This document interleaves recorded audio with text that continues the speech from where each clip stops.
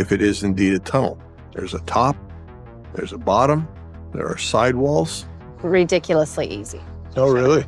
We are not oscillating. That casing is just going in. It's just dropping. Yes. Rick Lagina just confirmed the discovery of multiple golden treasures buried deep beneath Oak Island. This isn't a theory anymore, it's a fact, backed by scientific data and physical proof from their latest dig. You see, they've hit the Chappelle Vault, but the most shocking fact is what they found alongside the gold. It's an artifact so out of place, so unbelievable that it completely changes what we know about North American history. This discovery proves the treasure isn't what we thought, and the people who buried it were not who we thought either. The Chappelle Vault breakthrough. But history always leaves clues, and the team has been following a very specific breadcrumb trail. One of the most compelling leads dates all the way back to the late 19th century when a group of gold hunters led by a man named William Chappell made a breakthrough that would echo for generations. In the year 1897, at a staggering depth of 153 feet, Chappell and his crew hit what they described as a man-made underground structure, a vault. This wasn't just a random discovery, it suggested a deliberate, sophisticated effort to hide whatever lay beneath. Their incredible findings included a hand-wrought nail and, most importantly, a tiny piece of parchment with mysterious writing on it. These were small but earth-shattering clues that pointed to an ancient hoard sealed below. But before they could dig any deeper, disaster struck. You can actually see wood, Okay. but it's either collapsed or whatever. Who knows what? Yeah. Till we uncover more of it. Okay, get us dressed. Let's get going. The excavation shaft collapsed, sealing the Chappelle Vault and entombing the mystery that has haunted Oak Island ever since.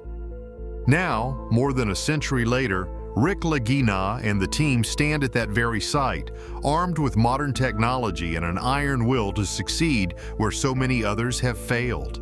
Their mission is crystal clear: reach the 153-foot depth where Chappelle was forced to stop, uncover that long-lost vault, and finally reveal what has remained buried for centuries. But this is Oak Island, and nothing is ever simple.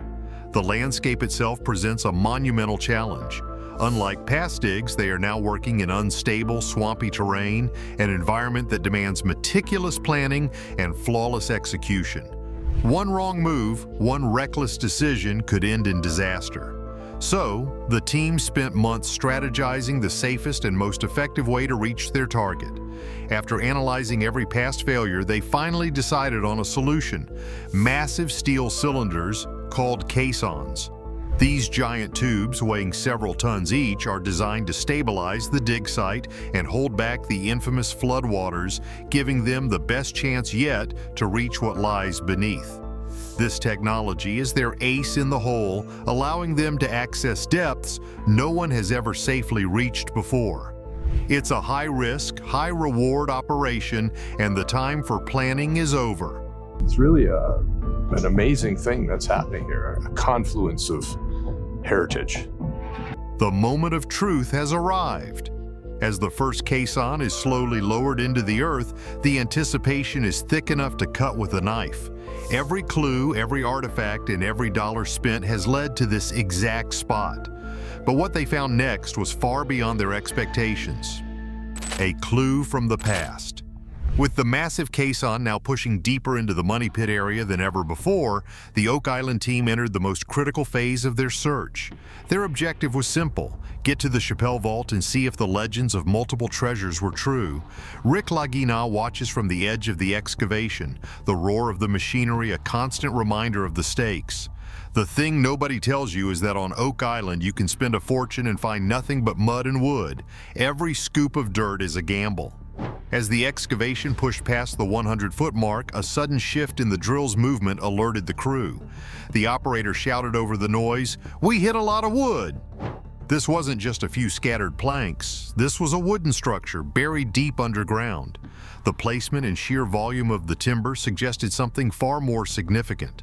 Could this be part of the original money pit? The legendary shaft discovered way back in 1795? It was a mind-blowing possibility. If they had truly found the original structure, they were on the verge of the biggest discovery in the island's history. But not all things are what they seem. Just as the team was processing the scale of the wooden structure, another find hundreds of feet away on a section of the island known as Lot 5 shifted the focus entirely. A metal detectorist got a sharp, clear signal. As he carefully dug into the soil, a glint of something unusual emerged. It was small but unmistakable. Team member Jack Begley's voice cut through the quiet excitement. "Whoa, is that a diamond?" A diamond. The implications were staggering. Diamonds are not native to this region, which meant one of two things. Either it was a bizarre geological fluke, or someone brought it here centuries ago. And if someone left a precious gemstone behind, who were they? This single stone could be evidence of a much larger historical connection, one tied to the powerful and wealthy figures often whispered about in Oak Island lore. This is another fine mess you've made here, I see. We have made a heck of a mess. Yeah. Marty Lagina examined the stone, his mind racing. So, somebody of importance, of wealth, was on Lot 5, he stated, his words hanging in the air.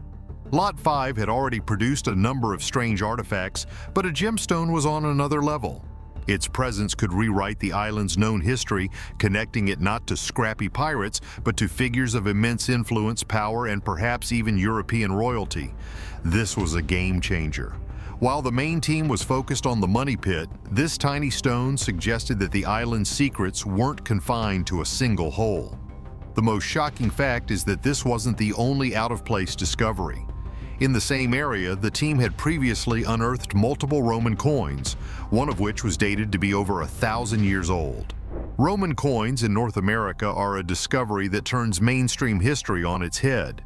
Mainstream academics would say it's impossible, yet there they were. Many people are crazy about the theory that the Knights Templar, after fleeing Europe in the 1300s, traveled to North America with their immense treasure. Finding Roman coins, which the Templars were known to have possessed, adds serious weight to that incredible story. The ancient structure, the diamond, the Roman coins. These weren't random finds. They were puzzle pieces that hinted at something bigger, older, and far more valuable than just gold. But the next clue they found wasn't a gem, it was a blueprint from the builders themselves, a numeral in the dark. As the team continued to pull artifacts from the depths of the money pit, one discovery brought the entire operation to a standstill. As a section of the massive caisson was lifted, it became clear they had unearthed a huge wooden beam, but there was something on it. Etched deep into the ancient timber was a Roman numeral, the number 3. This marking immediately raised 1,000 questions about the beam's origin and purpose. You see, the presence of Roman numerals is a rare but recurring clue on Oak Island. The team knew this all too well. In previous seasons, they had uncovered eerily similar markings in a different part of the island called Smith's Cove. There, buried under layers of sand and clay, they found a large U-shaped wooden structure. Its beams were also marked with Roman numerals, like 7 and 4. That structure was later carbon dated to 1769, a date that predates the discovery of the money pit itself by more than 2 decades. This new beam, marked with a number 3 and found deep within the money pit, raised an urgent question. Could it be part of the same massive underground system as the structure at Smith's Cove? If the answer was yes, it would be one of the strongest pieces of evidence yet that they were on the right path, literally tracing the footsteps of whoever engineered this elaborate network centuries ago. It would mean the money pit wasn't an isolated shaft, but the centerpiece of an island-wide construction project of incredible scale and sophistication. You believe it ended right there? Yeah. There was 2 logs underneath the edge of the rope, but it looked really like they were fitted together, like you took one log and you know. Like if you were building a cabin, like that Right. kind of, yeah. The most shocking fact is the level of planning this implies. We're talking about a secret operation that involved complex drainage tunnels, hidden wharves, and a booby-trapped treasure vault, all built without modern equipment. Alex Lagina studied the beam, running his hand over the deeply carved numeral. "It's the oldest-looking wood we have found," he said, his voice filled with awe. But why were these beams marked? What purpose did the numerals serve? Some theories suggest they were simple construction markers, a way for the builders to assemble a massive prefabricated structure, almost like an ancient IKEA set. Others believed the symbols held a deeper, more coded meaning, perhaps linked to a secretive group like the Freemasons or Knights Templar. What many overlooked is that these marks, combined with other artifacts, paint a picture of the builders themselves. They weren't just digging a hole, they were master craftsmen. In the spoils from the money pit, they found a handmade rosehead spike. Experts dated it to the 1600s, a full century before the money pit was supposedly found.